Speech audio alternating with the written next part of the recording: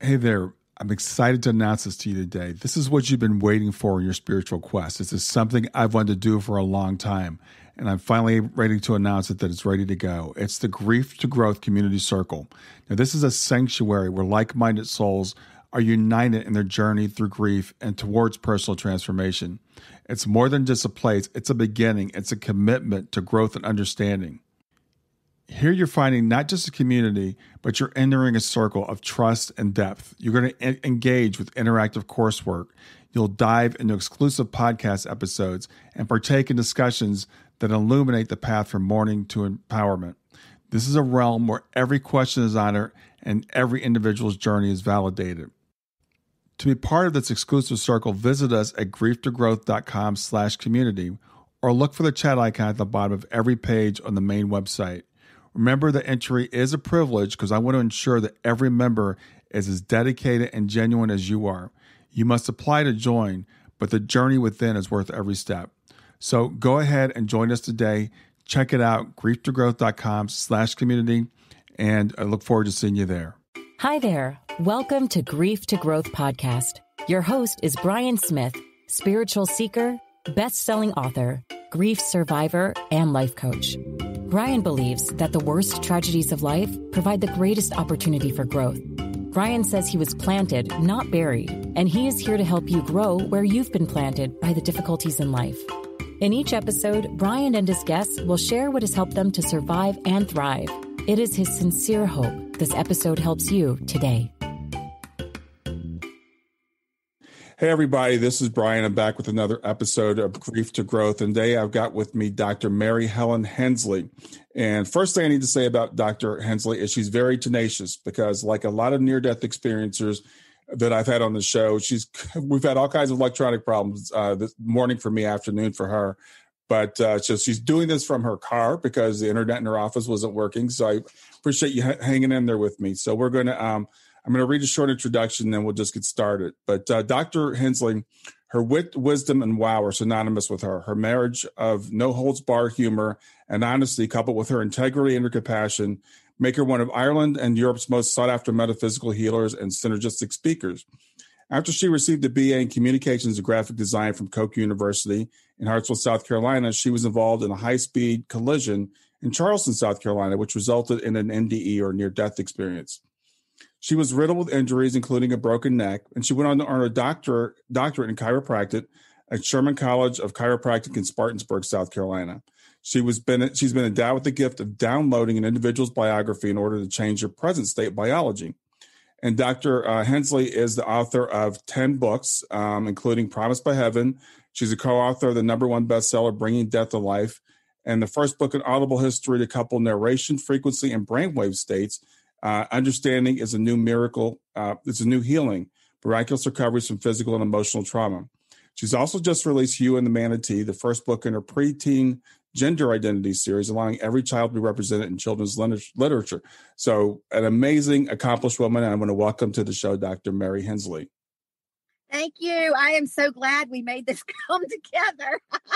Yeah, like I said, I appreciate your tenacity and you're sticking with this. And people might notice right away, you do live in Ireland, but you're obviously not from Ireland.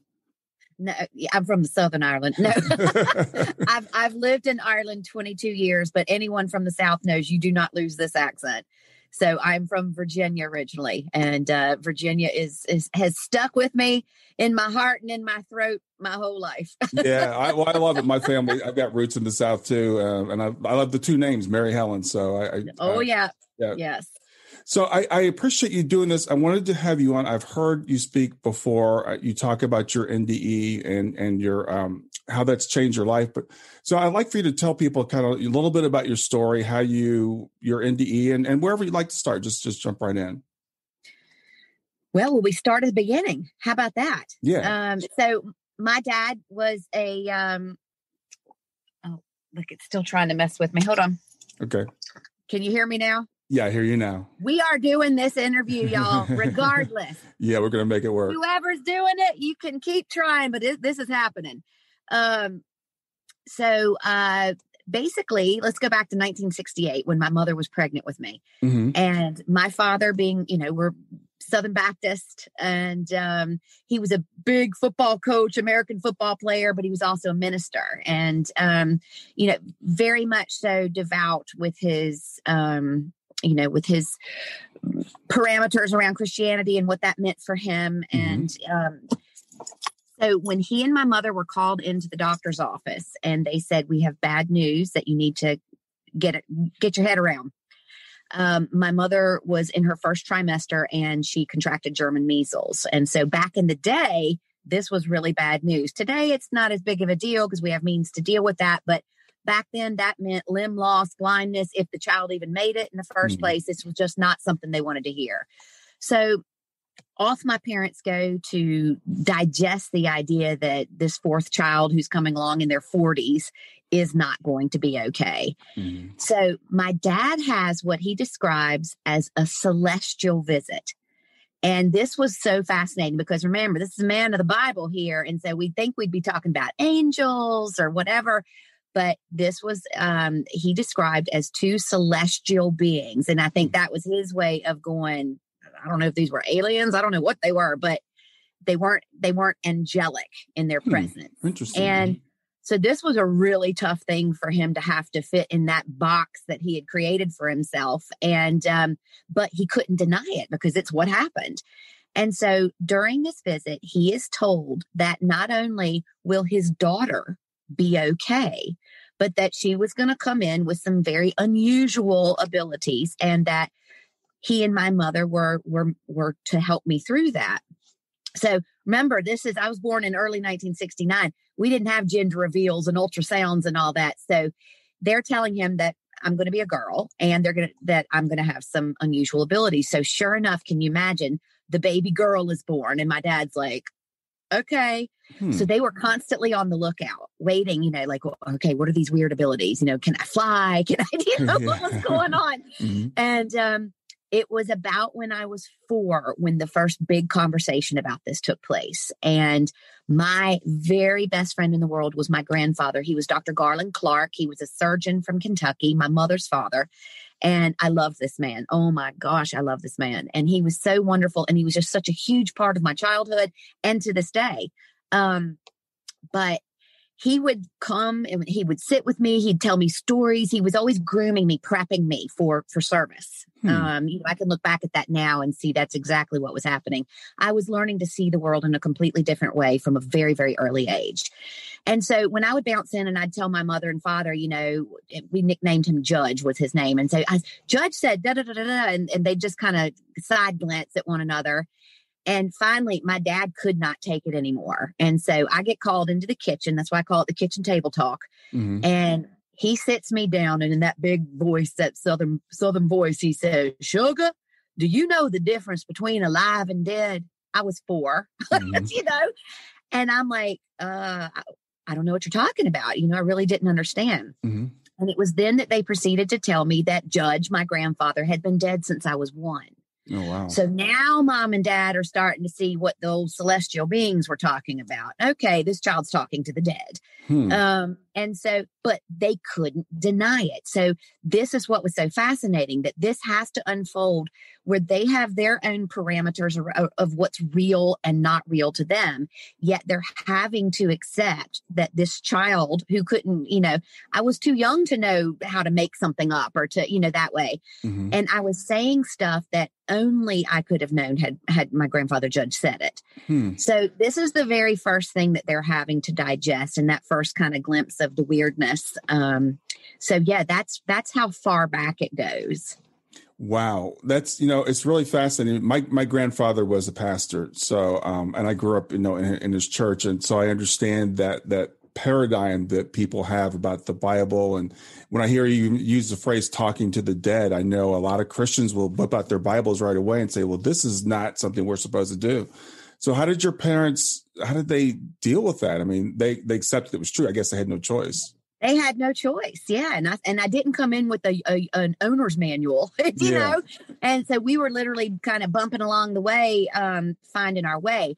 But this was an interesting thing because this made a huge impact on my life from an early age. My father decided, and I think he was so in awe and so uncomfortable simultaneously. that he said, look, we understand what's happening. We know that this is a gift from God. He was very clear about talking about this, but he said, we don't want to share this outside of the family. In fact, only mom and dad, my siblings didn't even know. Oh, wow. Okay. So, my father was, I don't know if he was afraid of exploitation or what people would say or what people would think, keeping up with the Joneses, and we're good at that in the South. Mm-hmm. And so he was very adamant about the fact that I could speak to them about this. And I had lots to speak about, because now as I'm moving into, like 9, 10, 11, 12, I'm starting to have prophetic dreams. So I'm dreaming something and then it's coming true. Mm-hmm. And Dad, being a local minister, of course, was doing eulogies. And I'm like going, hey, Mr. Jones is going to die on Tuesday. And sure enough, Mr. Jones would die on Tuesday. And so what could they do? Only deal with it and accept it the best way that they could. But I learned from a very early age to keep my mouth shut. And so I did not talk about this outside of the house ever. Okay. So then when I get older, and what is something that's, I'm being told all my life, you're promised. And that's what my father used to say. And that's why my first book is called Promised by Heaven. Mm-hmm. You're promised. That's how he could deal with it. If something went wrong in my life, look, everything's going to be okay. You're promised. Mm-hmm. And so something that was such a wonderful asset early on, as you become an awkward teenager and moving into those college years, becomes a liability. Right. Because now I'm just a weirdo, right? And I'm like, I can't tell anybody what's happening. And so when I get into college, I was a cheerleader. And my roommate was the very first person that I ever confided in, because we lived together. We were in the same room 24/7. We were the best of friends. And so I told her about this, and she thought it would be hysterical because we were both cheerleaders. Let's see if you can know the score of the basketball game. So I'd write the score of the basketball game down, and we go cheer, and we come back and open it up, and there it was, Oh, wow. And so this is the extent of my service to humanity until I turned 21. And where it all gets very interesting is you having people in the South, if you're dating the same person that you were dating in college, your mom's picking out the China patterns, right? Mm-hmm. So I was dating my college sweetheart. He was from Charleston, South Carolina. And so I moved that direction because we were going to carry forward and, we'll date and get engaged and get married and do all that. Mm-hmm. So I had a job in a sign company, and I wasn't making signs or using my graphic design degree to design. I was mopping floors. It was literally the only job I could get. And it was the best thing that ever happened to me, because it taught me how to appreciate, value, and be grateful for everybody's position within a business from the bottom up. Mm-hmm. And it's been one of the most beautiful gifts I've ever had in my life, And so I'm on the way to our Christmas party for the sign company. It's December 14th, 1991. And I'm wearing bright red Bermuda shorts and a Santa Claus t-shirt. And I have a jingle bell around my neck. Mm-hmm. And I head out, and I'm going into Charleston for the party. And my way in was on a very large highway called Highway 17. So multiple lanes of traffic coming this way and multiple lanes going into town. Mm-hmm. So I get about less than 2 miles from my house. I'm sitting at the red light, waiting. And my light turns green, and I make it almost all the way across the oncoming traffic to turn towards town. And all of a sudden I look left, and I realize that there is a car that has no intention of stopping. And it was driven by an elderly gentleman who decided to blow through the red light. He'd almost killed somebody earlier in the year and retained his license just for me. And I'm delighted. Wow. Because he blew through at what they estimated was 75 miles an hour.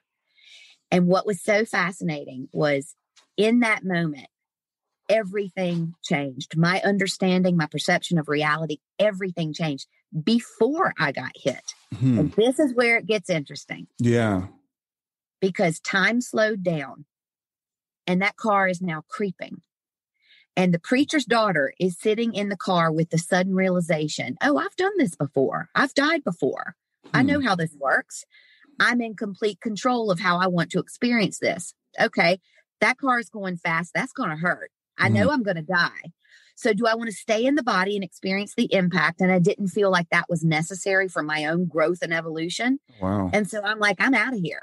Mm-hmm. So as soon as I made that choice, there was a sound And this is why I'm so in love with working with frequency, because there was this drone and I started to feel my whole constitution change. And that drone was allowing me to disconnect from the physical body and elevate above. And as soon as I was up and out of the body, everything sped back up again. And I witnessed my own death. So I'm already out of the body. And this is where I want to stop and tell anybody who's listening. If you have lost somebody like all of us had, so, you know, a loved one under tragic circumstances, due to an illness, due to old age, whatever, please be aware that this is what happens in the death process with us. We are completely at ease, completely at peace, regardless of what the appearance may seem. Yeah. If someone is pointing a gun and they shoot, that bullet slows down the very same as that car. And the soul occupying that body has all the time in the universe to decide exactly how they're going to go. And they are fully aware that they're ready to take their exit. So there is no such thing as, oh, this one should have lived longer. That's our perception. That's our feelings of grief and loss. We want to take over or hijack somebody else's death experience so that it makes us feel more comfortable. Yeah. And this happens all the time. And I love the title of your show, Grief to Growth, because there it is right there. I really appreciate you saying that. I'm part of an organization called Helping Parents Heal. And the reason I do this work is my daughter passed away, 5 years ago. And I work with a lot of parents who have had children who have transitioned through tragic circumstances. And one of the common things is, did they suffer? Were they there when the accident happened? Did the bullet, as you said, did they suffer? What was that experience like? Stay with us. We'll be right back. Hey there, something I want to tell you about today. My podcast platform, Buzzsprout, has recently made it easier for me to allow you to support me financially. Go to www.grieftogrowth.com/subscribe. That's grief2growth.com/subscribe. And once you're there, you can sign up to support me financially. Now, you can do it for as little as $3 a month, or of course, as much as you'd like. If you do that, you'll get access to bonus episodes, and you'll see those in the regular feed. They'll have a lock on them. But when you become a subscriber, you'll actually get access to your own private feed, and you'll be able to listen to the regular podcast along with the bonus podcast for the subscribers. I want to thank you for listening. I want to thank you for sharing the podcast. And I want to thank those of you who support me financially. Have a great day, and on to the episode. So that experience is different for every individual, but what you have to know is this is where we've really got to go.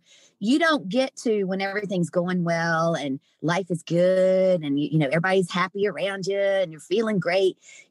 Oh, the universe is at the wheel. I hear in my neck of the woods, Jesus is at the wheel all the time, except for when he's not. Exactly. Exactly. And I'm going, y'all don't get to do that, because that is ironclad universal law that this is across board. Hold on, I'm going to have to turn the car on here so my battery comes on. Okay. So this is universal law. So that applies to everybody in every circumstance, period. Okay. So just because, or if a drug deal went down and went bad, if somebody was murdered, if somebody got hit in a car accident, if someone took their own life, the circumstances are the very same. And this is where we have to deprogram our minds, because we get so caught up in our religious tenets and our judgments, except for when it applies to us. Oh my gosh, suicide, that's an awful thing. That's when it's somebody else's kid. And then all of a sudden when it's your own child, you're like, well, Jesus takes everybody. We are so full of it. It is so funny. Yeah. And so what I want people to understand is that this is across the board for everybody.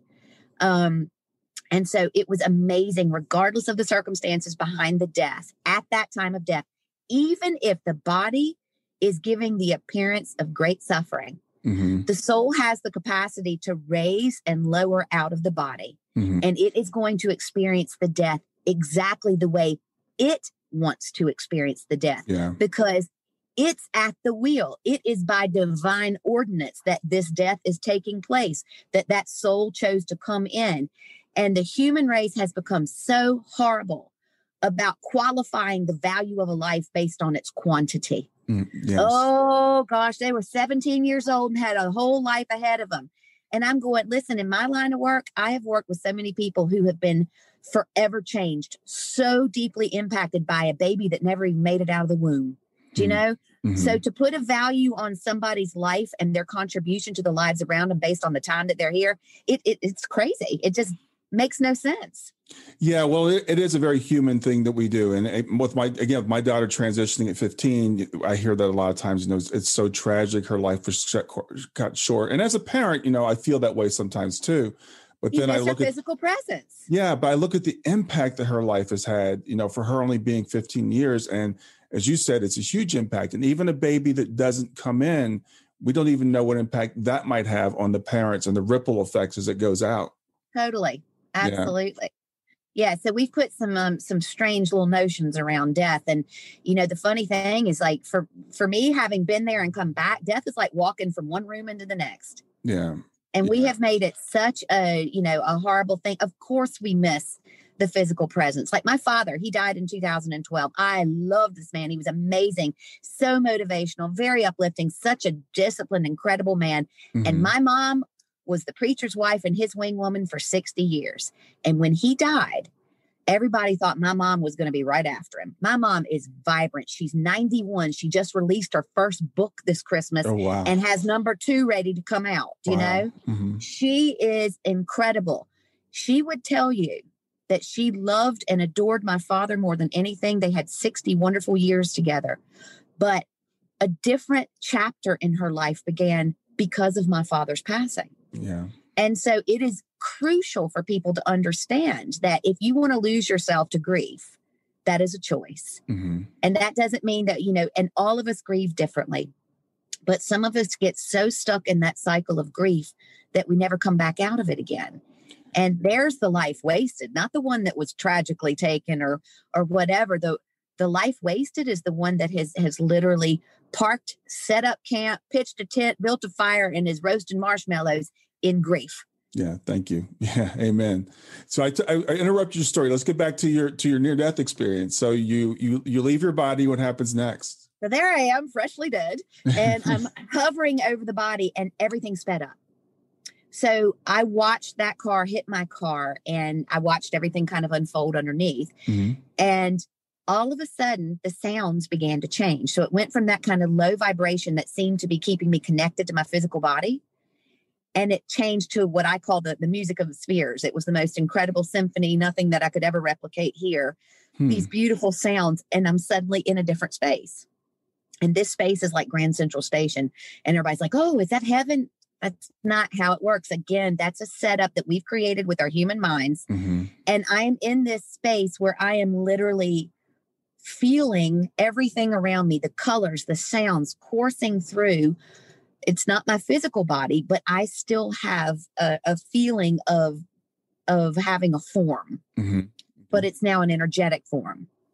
And I could stay there as long as I wanted to. And I was aware of who I had just been.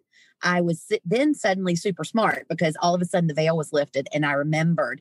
And you're like, this is the big, oh, this is when you're so deeply involved in the Monopoly game that you actually believe you can buy Park Place with a pink $500 bill. This is when you pack the game up and you go, oh yeah, that was just a game. Yeah.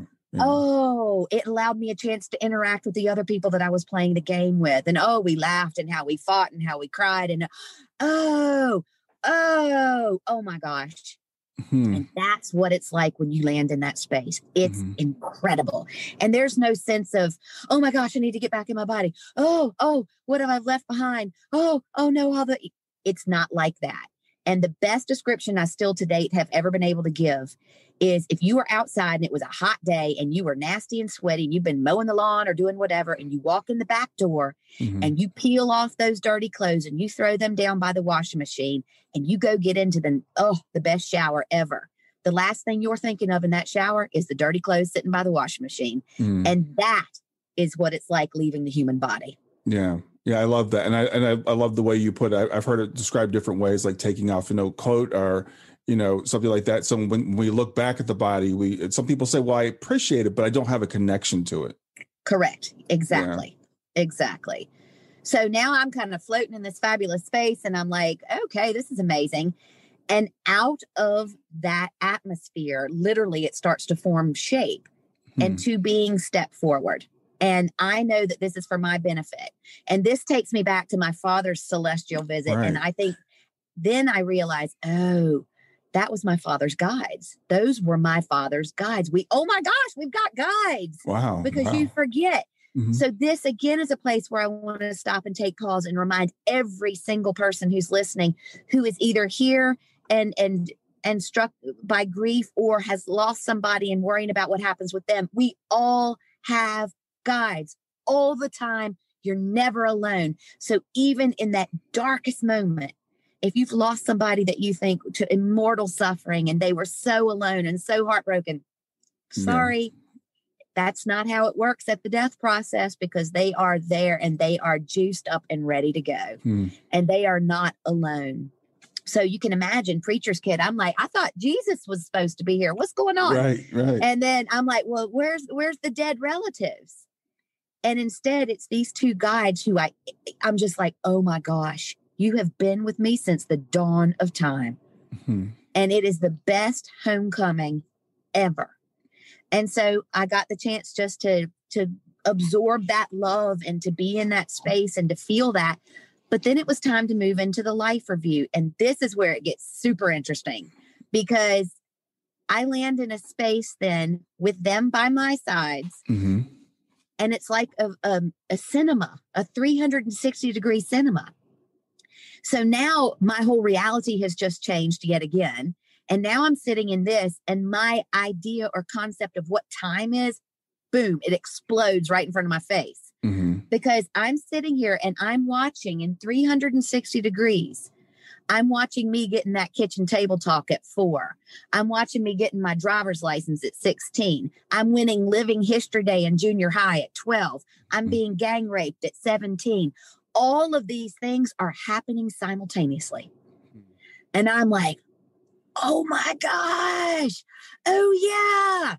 That's how this works. It's all happening at the same time.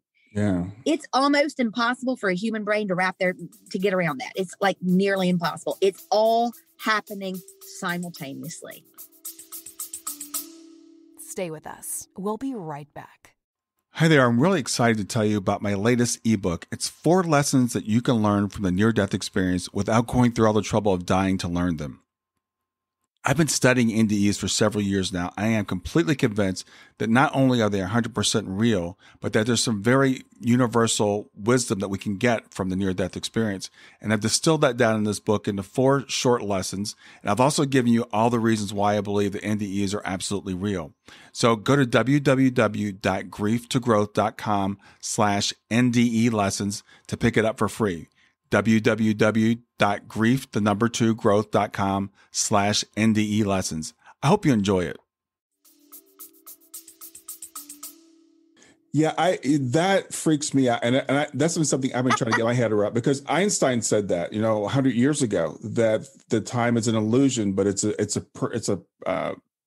one that we can't get over. It's like, and so my mind, I just can't get that. But that's what physicists tell us. That's what people that had near-death experiences tell us, that this is all happening at the same time, that there really is no time.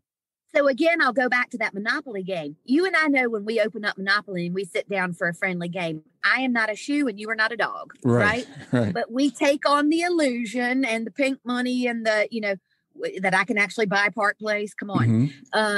We take on that illusion and we play that game accordingly. And so the very same thing happens here with time. We take on the illusion and agree to come into linear time.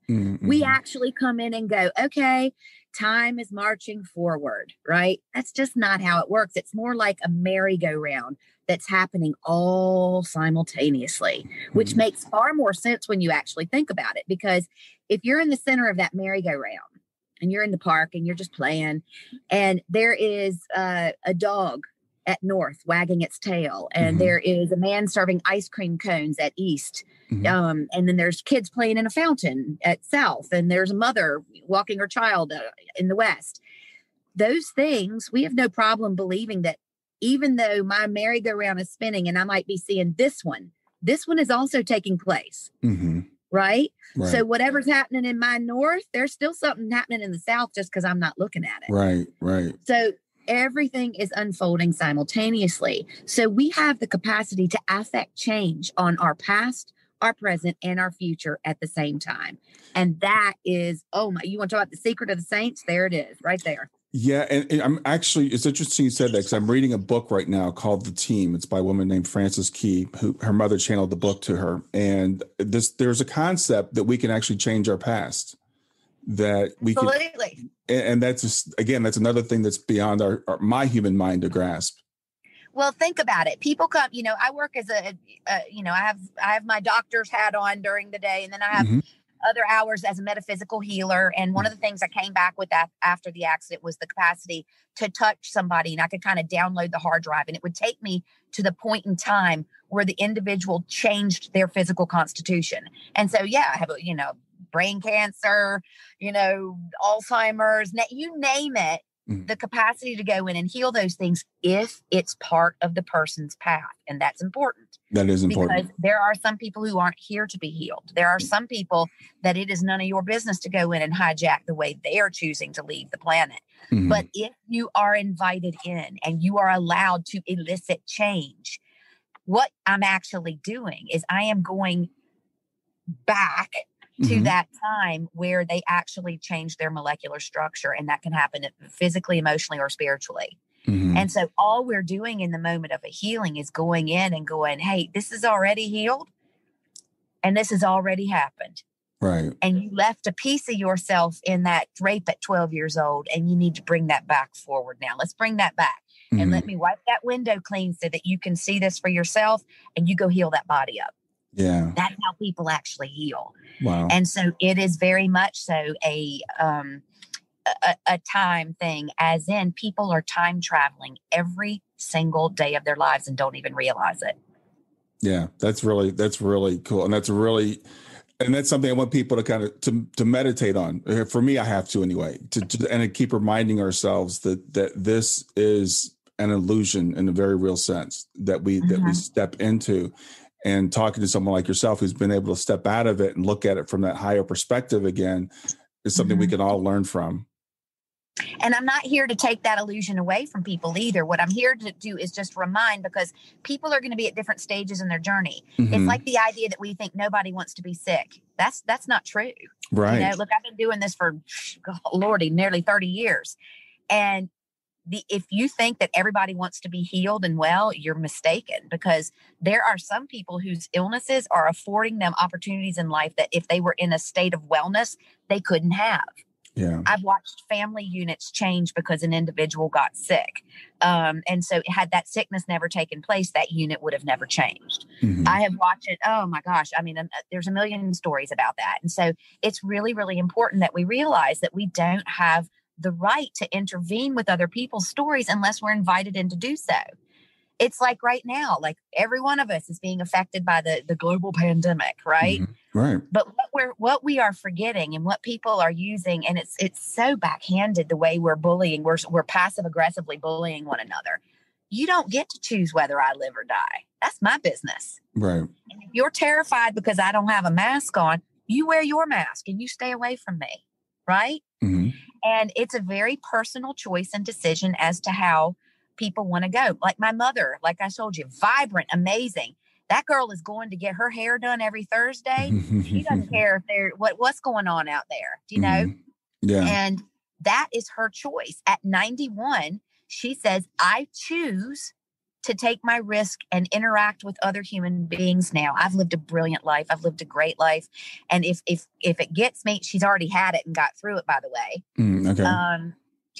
If it gets me, so be it. But I do not want to be a prisoner of my own home in these, my most glorious years, when I want to revel in the love and companionship and affection of my family. Yeah. And I'm like, wow.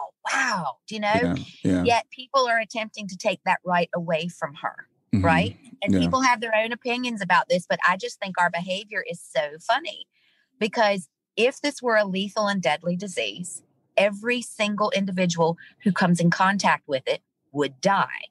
And this, like any other human experience, it's not killing everybody. It is definitely killing some people. This is not to say that it's not real, But like I said before, this is universal law. The way that the universe operates is the same across the board at all times under all circumstances. And so the very same as we've all seen that birthday card where you got the 100-year-old lady who's lighting her birthday candle with a cigarette. Yeah. If everyone who smoked, if cigarettes always cause cancer, everyone who smokes would all have cancer. Right. But it's not on the life path. It's a tool in order to enable somebody to get to cancer, right? If that's part of their journey. We'll get back to Grief to Growth in just a few seconds.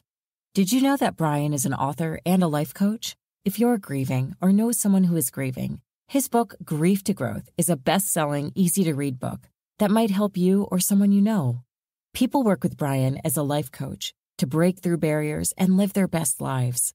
You can find out more about Brian and what he offers at www.grieftogrowth.com, www.growth.com, or text growth, GROWTH, to 31996.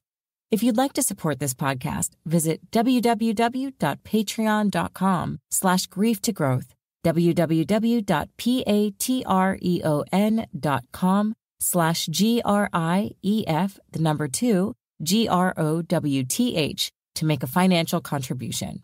And now, back to Grief to Growth. Yeah. Another example of that, my father, everyone, all the men in my family and everybody on my mother's side, they all had heart issues, all of them, right? So I pop up with this, I'm in my 50s with this high cholesterol thing, and I'm going, this just makes no sense. And my doctor goes, you know what, instead of putting you on a medication, let's go have a look. So I just did this amazing heart scan where they go in and they take out slices and they're looking in and they're seeing the plaquing so they can ascertain your risk of heart disease due to, cholesterol being high could be a factor, but not always. Right. So he gets in there and he goes, I can't believe this. He goes, you don't have an ounce of plaquing. So your cholesterol going high is obviously your body is doing some repair work. And so what do? Most people that hear the high cholesterol, we throw them on a statin, right? Because they're just so lazy and so used to it, right? Yeah. So we're told we're supposed to do. So I took the time to go outside and I beat my family's history. I am not my father's genetics. Right. The opportunity to express that was there for me if that's how I wanted to go.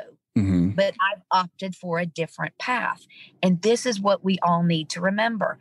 Each and every one of us is playing out our own story.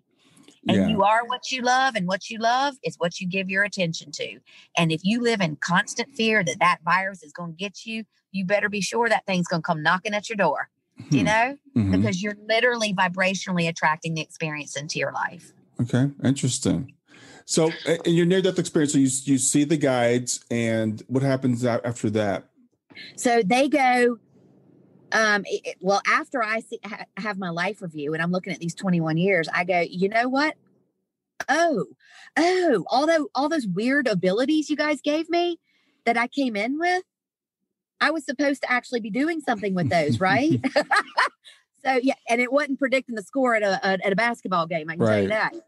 And so I'm like, oh, and then I suddenly realized that I have set up the opportunity for myself to die in this accident in order to come and remember what I actually went in. It's so cliche. It's not even funny. I was 21. Come on. I hit adulthood. I had given myself 21 years to discover for myself that I was actually here to serve. And I didn't discover that for myself. So I put in a safety net. Well, if you're that ignorant that you got to that and you weren't using these amazing gifts that you have, you're going to go through this accident. And you're going to come back and you're going to remember. And I'm like, oh, I got it. Put me in, coach. I'm back in. Okay. So back I go. And I come into a body that's completely broken and mangled, which is an important part of my discovery because it was a chiropractor who pieced me back together. And my grandfather Judge comes to me after the accident and he says, we're sending you to chiropractic school. We, as in like the team. And I'm going, chiropractic school? Aren't those guys quacks? What is that? What's that? What are you talking about? Hang on. I want to go be a real doctor. I want to be a medical doctor if you're going to make me go back through school all over again. Mm-hmm. And he said, we need for you to understand a vitalistic approach to the human body. Hmm. You are not your pieces and parts. You are not just a meat suit. You are a body occupied by a soul, and that body is in service to you. Woo, talk about a game changer. Yeah. And I'm like, hold on a second. So illness is not the enemy? No. The body is designed to align itself, misalign itself, bring in disease processes, go into certain emotional states in order to serve you so that you might experience the world via those illnesses. Oh my gosh. And all we're doing is trying to medicate it and take it out and cut it out and I had to go through that vitalistic approach to the human body in order to do what I do today. Mm-hmm. And so that's how I became a chiropractor. Yeah. And that's how I began practicing metaphysics that way. So it was never about, the ego would love to go, hey, look who I healed. And luckily I that lasted about 30 seconds in my life. Yeah, it was very cool in the beginning when you could touch somebody and their cancer would go away. And then I grew up very fast and went, that's not what I'm here for. I'm here to assist someone along their journey in whatever shape that takes. And sometimes it's death. Yeah. So I've been present for as many deaths as I have healings, because death is not the enemy. Yeah, I think that's a really, really important point. I was speaking with someone the other day who's a healer, and one of the things about healers is when the body isn't healed, we look at that as out from the outside as that was a failure, and we were saying that's the idea that death is the enemy, and and again, people talk to me about my daughter, and her passing early, and I'm like, but we all transition, we all go back. We're not here to be here forever. And so this idea of clinging to the body and that a long life is the best life, I don't believe that at all. So, did you start this podcast because of her? I did. Yeah, absolutely. Okay. So you look at the number of lives that you are touching. And so to a soul who is divine, omnipotent, eternal, and knows it, if they're going to come in and go, you know what? He's got a job to do. I'm going to go in and I'll do 15. No problem. We're part of the same soul group. Absolutely. I'll go in. I'm doing that. And I'll take my leave, because that will prompt him to step into the shoes he laid out for himself in service to humanity. And that's why she does what she does. And that's why you do what you do. Yeah. And that's a really hard concept for a parent to hear, the first time. I've been hearing this for a while now, and I've gotten to the point where I can accept it. But then that's why I do the program, because I want everybody to understand that everything that happens in our life is here to serve us. Absolutely. And I love what you said about, and I'm still not quite sure I understand soul planning, but it sounds like when you set up your plan, you set up a kind of a contingency. You're like, I'm going to come in with these abilities, but if I don't wake up by 21, I'm going to put this reminder. And I've always thought of the near-death experience as kind of like it's a wake-up call for that person. It's reset. Called free will, baby. Yeah. That's what it is. And what's so funny is people tend to put up on a pedestal or have this great reverence for the near-deathers, that we are, oh my God, they're fabulous. And I get invited to speak in lots of places, and it's fabulous, and all. I'm the one in Ireland here. We say when somebody's thick, that they don't get it. The NDEs happen to the thick ones because we came in to do something and we weren't doing it. And so we had to go through that process. And they tend to pick those of us who have a big mouth who are going to end up going and sharing the story with everybody. Yeah. And that's how it happened. So it's not because I was so special or the chosen one. It's because I wasn't doing what I came here to do. I set it up for myself and I didn't do it. Well, I think it's both. I'm glad you said that about the being thick. I think it's that, but it's also like, here's a message I want you to deliver. And the people that I've talked to that have NDEs, it's like they come back and they're on a mission.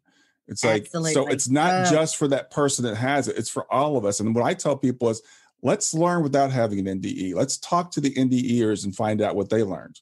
Exactly. And that's why I've been using frequency and vibration to help people heal ever since, because I've been replicating these frequencies that I was, surrounded with in that space, because it bypasses all the mind chatter and it allows somebody to go back into a space temporarily where they disconnect and go, oh yeah, I remember what this is all about. And when they get recentered that way, they're able to go out and they're able to live differently. It doesn't mean they're living without challenge, but they're living without the fear of the challenge. Right. And it makes the life experience completely different. You know, your daughter, what she's gifted you with is your own healing. Because any of us who are in this business, whether it's podcasting about it, writing books about it, we're all finding our own healing and we're just sharing it along the way with other people. Exactly. Yeah, exactly. So when you came back, you're 21-year-old, you decided to go to chiropractic school. What was your reintegration like? Because some people have trouble reintegrating back to the world. Yeah. Well, you know, I mentioned that college sweetheart, you know, we went on and got married because he was terrified he was going to lose me. And I was terrified because of what had just happened. And so we got married. I ended up marrying my best friend, and I'm standing because it's like you're time traveling constantly. I'm at the end of the aisle looking at a man at the end of the church, and I knew it was going to be exactly 4 years and 27 days and 3 hours and 57 minutes that we were going to be married. That was a challenge because all of a sudden I could see, oh, every moment is not meant to last for an eternity in this lifetime, as in every relationship, whether it's for 5 minutes or for 50 years, brings value. Each individual who's crossing my path is bringing a gift.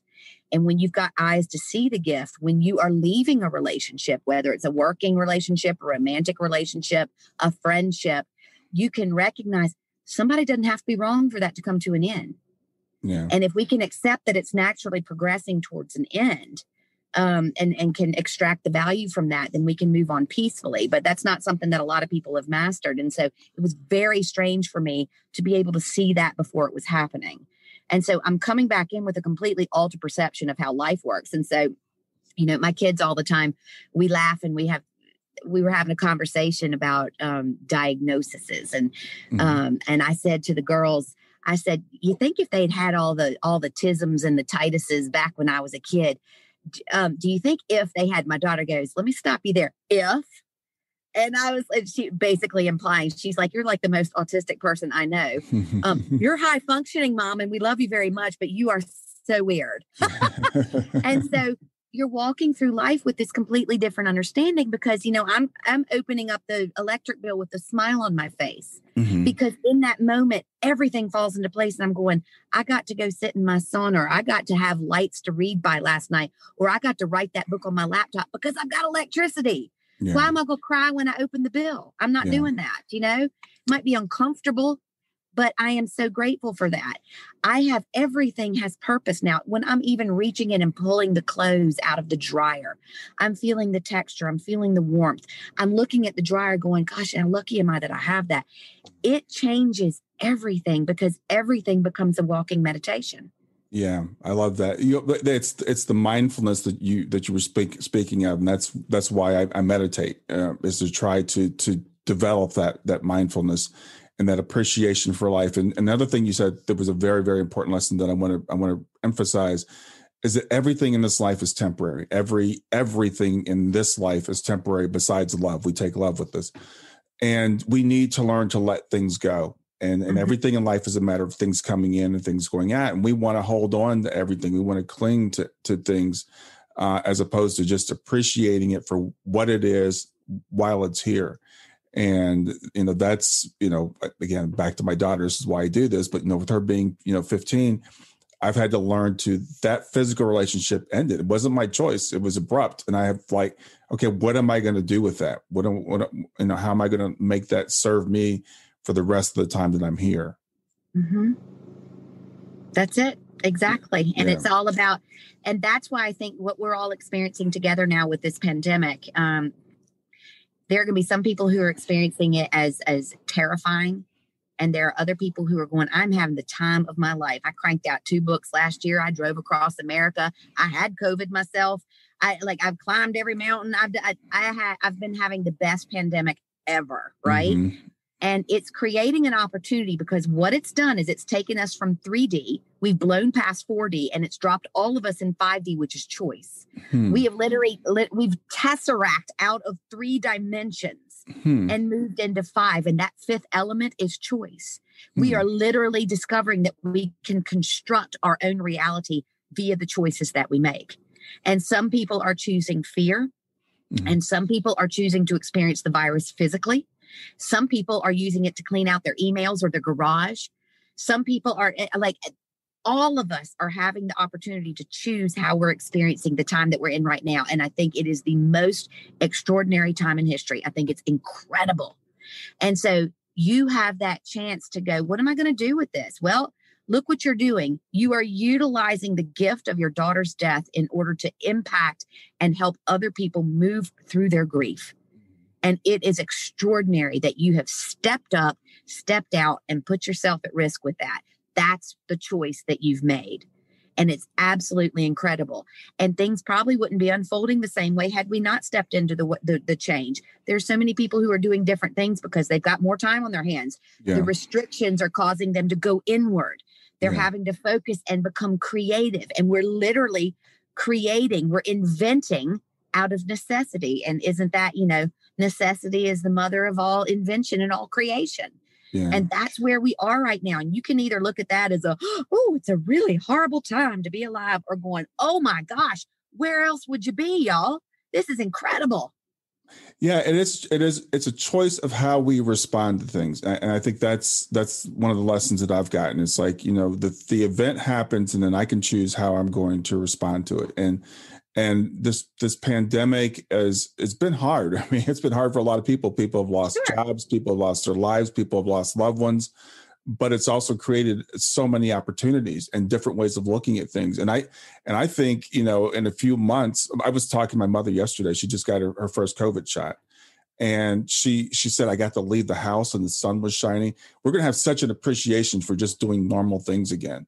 When we can, get together and go to a football game or hug our loved ones. I think it's going to be such a much deeper appreciation. And so we can take this and use it to kind of wake ourselves up. Mm-hmm. Absolutely. It's a gift as everything is. Yeah.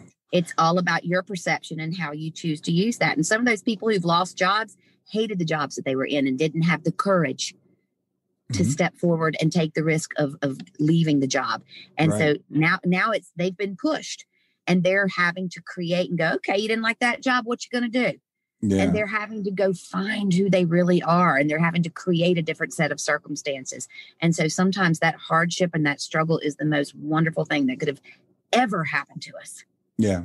I want to ask you about, I know your father was a pastor, and like I said, that's my background. My grandfather, I come from a whole lot. His parents were both ministers, so I come from that background. So how did your father adapt to, like, what's your understanding of Christianity now, for example, and how did his change after this happened, or if it changed? The very best way I can describe that, after all of it did never make sense to me growing up. There were things I did not like the idea of some of the limitations and some of what I felt was very strong judgment that was being created on God's behalf. And I didn't feel in my heart that the God of this description would be the God of who would unfold this as well. And I'm like, that's, that vengeful and loving combo didn't work for me, and it just never sat right. And I have a very dear friend who I'd love for you to interview someday. Her name is PMH Atwater, and she has probably done more on, do you know PMH? I've interviewed her 3 times. Yeah. She's okay. Great. Brilliant. Yeah. She's a darling and my sweetheart, and I love her. And I'm so grateful for the work that she has done. She's beautiful. Yeah. She is, but she had a picture once when she had done, she'd been doing a lot of research on, getting people to draw their experience of what the NDE was like. And there was this one kid who had grown up in a Christian family. And this is how I want to answer that question. It was so neat, this kid's drawing, because how he did it after his NDE was he drew a little box in the left-hand corner of the page with with a cross in it. And the rest of the page was this huge light.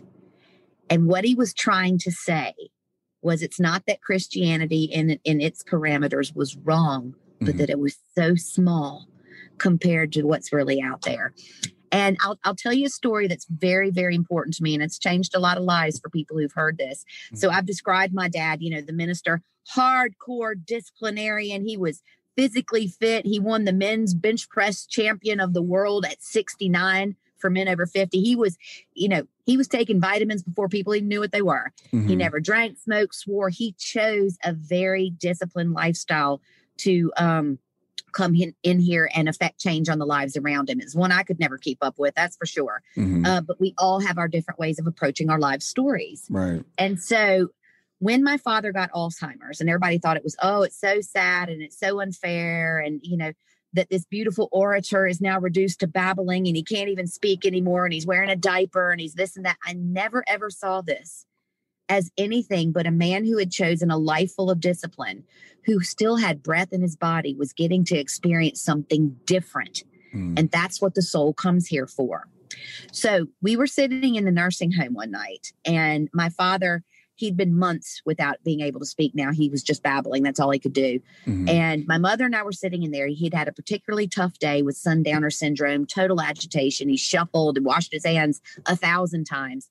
And he would never lay horizontal because he thought he would die if he did. And I thought, gosh, how weird that your religion, your faith that you've been teaching people all of your life abandons you in the hour that you need it most. Yeah. And it really was, it was hard to watch that. Yeah. And so on this day, he shuffles over to the bed, and we see he slept sitting up. All of a sudden he gets into the bed and he goes flat. And my mom looks at me and she's like, is this it? What's he doing? What's he doing? And one of the things that I've always had my entire life is the ability to see the energy or auric field around an individual. Mm-hmm. And what's so interesting is when somebody is getting ready to pass, it's not like the dimmer switch is going down and the light gets dimmer. It's quite the opposite. It looks like a fireworks display as the energy is revving up and they're prepping to go home. Wow. So totally different than what you might imagine it looks like. So my mom's like looking at me going, is he dying? Is he dying? And I'm going, no, he's having an experience. So my dad gets into the bed, he lays down, he reaches up and he goes, I can see it. Now, my mom and I nearly fall out of the chairs because that he hasn't spoken in months, right? Mm-hmm. Literally chin on the chest, blah, blah, blah, blah, blah. That's all he can do. Wow. He's clear as a bell. And I'm like, hey, Dad. And I'm like, what can you see? And he turns to me and he goes, it's the land beyond the river, sugar. And it's more beautiful than anything you ever wrote about. And I laughed and I'm like, well, tell me about it. And he said, Mama's there. And she looks so young. And he's smiling and he's watching. And my mother is just like over there in the chair with her mouth hanging open. And I said, wow. And he's like, this is incredible. She's so beautiful. And then he stops. And he is like a deer in headlights. And I said, Dad, are you okay? And he goes, oh my gosh. And I said, what? And he goes, Daddy's there. Now, this was huge because according to my father's criteria of what it means to be a good Christian, my grandfather was the anti of all of that. And my father had really, really suffered throughout his life, knowing that his father had not made it to heaven. And it really was a big deal for him. So next, all of a sudden, my dad's seeing his own daddy in the land beyond the river, and he's young looking and fabulous looking too. And he stops. And after all of those years dedicated to his religion, dedicated to his understanding of what it means to, to be a Christian and to, the balance between heaven and hell. And he turns around and he looks at my mom and he said, Helen, I've had it wrong all along. You can't mess this thing up. Everybody's welcome here. Yeah. And that is one of you want to talk about a mic drop? There it is right there. Because he got the opportunity to understand that everything happens here, regardless of what our judgments are. Every single thing that happens here. It doesn't matter if somebody dies from drug overdose or suicide or cancer or car accident or a heart attack or a stroke. Those are just circumstances to get you from one room to the other. It's all about the experience that the soul came here for, and the judgment, this idea of going to heaven or to hell. Spoiler alert, people. It doesn't work like that. Yeah. We all come from the divine. We are all fractals of the same whole, and we get to return to that same space. And that was one of the most important things I've ever experienced. Yeah. And I thank you for sharing that, because I heard you when I listened to one of your other interviews, you tell that, and it just touched me so deeply, because I come from that background, that background of judgment. And even though we're saved by the blood of Jesus, we still kind of have to be perfect. We can't drink or smoke or do anything or have any unconfessed sins. And, and we look at some loved ones and say, well, man, they didn't make it. Sorry, they're going to have to just burn eternally. And I just have to live with that. And I'm the same as you. When I was a kid, they would tell me this. I'm like, that doesn't line up. That doesn't make sense. Yeah. Yeah. So it doesn't make sense. And so I asked this question. It's very simple to put it this way. If a man steals $1 million, or he steals another man's wife, or he steals a nickel, which theft is the one that we judge him on? Which one is the more, oh, that's more serious? Oh, well, we can overlook the nickel because we place little value on that nickel. Right. It's all about the intention, y'all. If the intention to steal is to steal, it's stealing, right? Yeah. But we are also placed here by our own hand to have that human experience, and a loving creator that would place us here and give us all of these wonderful things to experience through 5 senses only is not going to throw us into the fires of hell, because guess what? There aren't any. Yeah. That is a man-made concept. It's a way of punishment. We love this duality that we live in, and that's the way Earth is set up. It's the darkness and the light simultaneously. Therefore, our religions are created around those same circumstances, that duality. There has to be a good and an evil. There has to be a dark and a light. Well, I don't know about you, but I've never looked at a piece of art that only had light colors. Right. Right. I've never looked at one that was only dark colors and pure black. You have to have the darkness and the light to create the beautiful masterpiece. You have to. Yeah. And so if by physics, by science, by religious, it doesn't matter what way you're judging this criteria. You are not going to be condemned to a life in eternal hell by the very creator that put you here to experience the dichotomy of dark and light simultaneously. Not happening. Yeah, I love that. And I was, there was a quote that you have that says, we didn't come for perfection, we came from perfection. And, yes. And I love that. So why are we here? Why do we come here? And this is so interesting, because some people are like, I would never choose, I wouldn't choose for my husband to cheat on me, or I didn't choose cancer. Yes, you did. And I know that's really hard to digest, but yes, you did. You came here and you were so confident in how dynamic you would be, that you set up a set of circumstances for you to experience here, for you to grow through. And when you get here, you've forgotten, and you've disconnected from your own divinity, and you're trying to work your way through it. And you're like, I'd have never done that to myself. Yes, you would have. It's like, ask anybody who goes to the gym and they punish their body and they're pumping iron and they're doing this and they're so sore when they get out, and then they get to look in the mirror and they're like, oh, sweet, because you want to put yourself through that in order to experience what's on the other side. And so, for people, I always compare it to, all right, like, look, all of us have been locked up for a while now. We're inside, we're in a pandemic. If you're watching Netflix, you're either watching it on your TV or on a laptop. There are some of us who absolutely love to go to the cinema. And so if you're in the comfort of your own home, you haven't had to change your pajamas in 3 weeks, and you're eating your food out of the fridge, and you can pause that thing if you got to go to the bathroom, and you're like, you're set up, man. You're enjoying all this downtime, and it's great. And usually you're running 90, and you can't watch a movie and all. Oh my God, this is fabulous. I could get used to this. And then the pandemic lifts, and somebody calls you and goes, guess what? That new Marvel movie is out. Oh, huge fan. And you go in and you walk into the door of the cinema for the first time in a year, and you are smacked in the face with the smell of that buttery popcorn. And you walk up, and that's the only time I ever allow myself a Coke on ice. And so I get my Coca-Cola on ice, and I get my buttery popcorn, and I go in to a screen that is 500 times larger than my TV screen at home.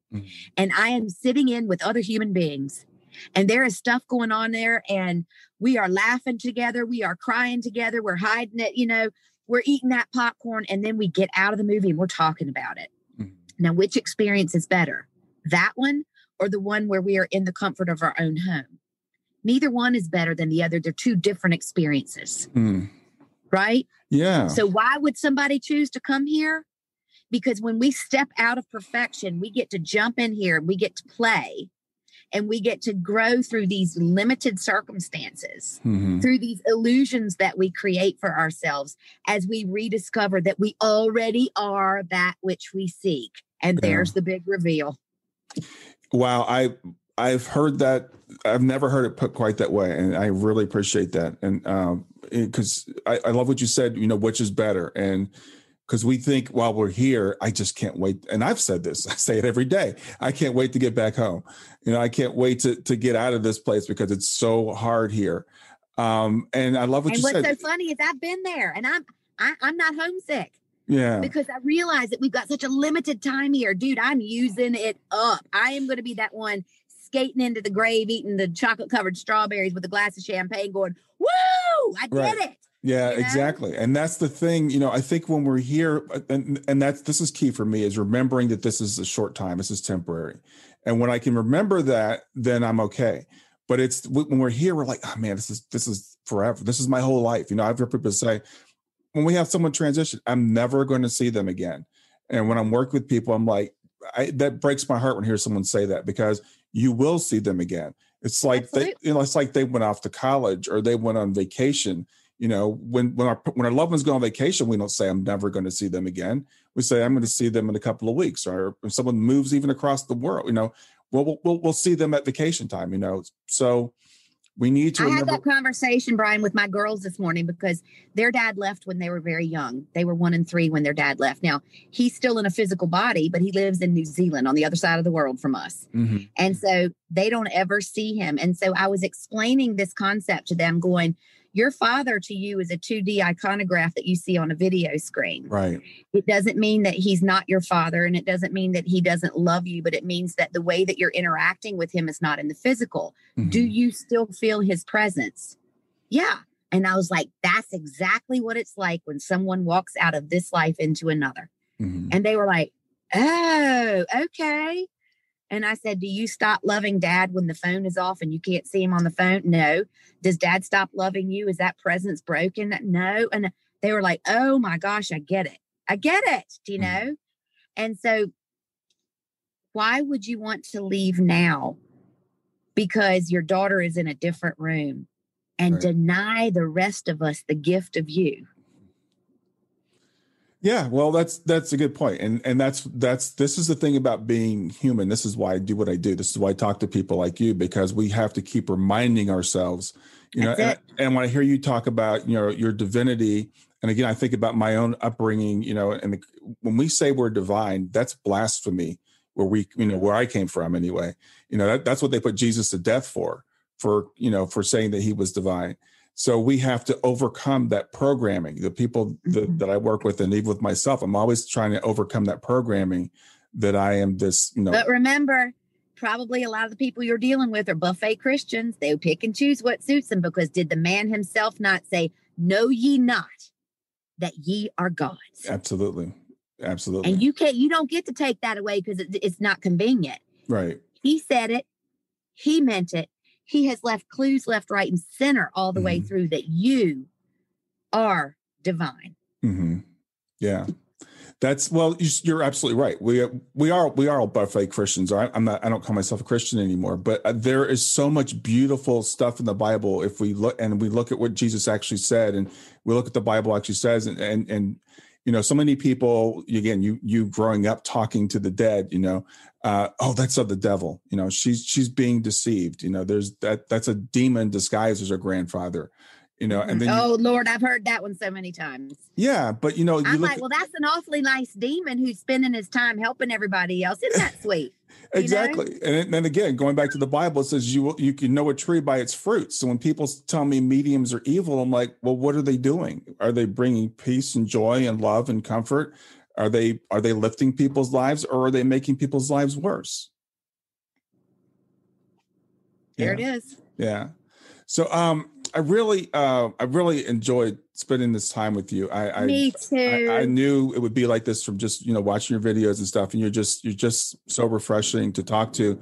I want to tell people they can reach you at MaryHelenHensley.com. It's Mary Helen, Hensley. Mary Helen has several books, The Promise by Heaven trilogy, which is kind of like your memoir, I guess. The Chakra Fairies, The Pocket Coach, Bringing Death to Life, Understanding is a New Healing. I want to definitely check that one out. And Hugh and the Manatee. So you've written a couple of children's books in addition to books for adults. Yeah. And let me tell you what's coming out this week. What's that? I have the first book. So it's Understanding is the New Healing, the first book in Amazon Audible history to be backed. You mentioned this in the opening. Yeah. To be backed by the healing frequencies and altered brainwave states. So I'm taking people out of the audible acoustic experience and immersing them into that story. I'm changing dimensions on them. So we're going from a 3D into a 5D experience where someone is listening and feeling the story simultaneously via frequency. Wow, that sounds awesome. That sounds really, really good. So excited. Yeah. So that's coming out this week on Amazon, on Audible? Yeah. So all right, keep cool. your eyes open. Yeah, I definitely want to get that. Well, Mary Helen, again, thank you very much for being here. Thank you for being so tenacious to get this done. We got the connection going. We got the video Look, going. y'all, here's me sitting in the car on the side of the road. Yeah. And, this was going to happen. Yeah, great. Absolutely. Well, you have a great rest of your day and thank you very much. Thank you so much. And thank you for everything that you do. Thanks. I couldn't do what I do without the likes of you. Well, I hope you enjoyed the episode. I want to make it really easy for you to reach me. So just send me a text to 31996 and simply text the word growth, GROWTH. In fact, you can right now just say, "Hey Siri," send a message to 31996. And when Siri asks you what you want to send, just say growth. You can do the same thing with OK Google. Thanks a lot. Have a wonderful day. Thanks for listening to Grief to Growth. Brian hopes that you find this episode helpful and will come back for future episodes. Brian's best-selling book, Grief to Growth, Planted Not Buried, is a great resource for anyone who is coping with grief or knows someone who is. If you enjoy the podcast and would like to support it, there are 3 things you can do to help. The first is to share the podcast with someone that you think it will help. The second is to go to iTunes, rate, and review the episode. The third way you can support the podcast is by becoming a patron. Head over to www.patreon.com/grief2growth. That's patreon.com/grief, the number 2, growth, and sign up to make a small monthly donation. Patrons get access to exclusive bonus content and knowledge that you are helping to spread the message of grief to growth. For more about Brian and Grief to Growth, visit www.grief2growth.com. Hi there. I hope you enjoyed this latest episode of the podcast, and I'd love to hear your thoughts. What questions came up for you? What did you like about it? What didn't you like about it? I invite you to visit us at grieftogrowth.circle.so. That's grief, the number 2, growth.circle.so to continue the conversation with me and with other listeners. It's a space to sound off, to share reactions, and to go deeper into the topics from the show. I look forward to chatting more, and I hope to see you there.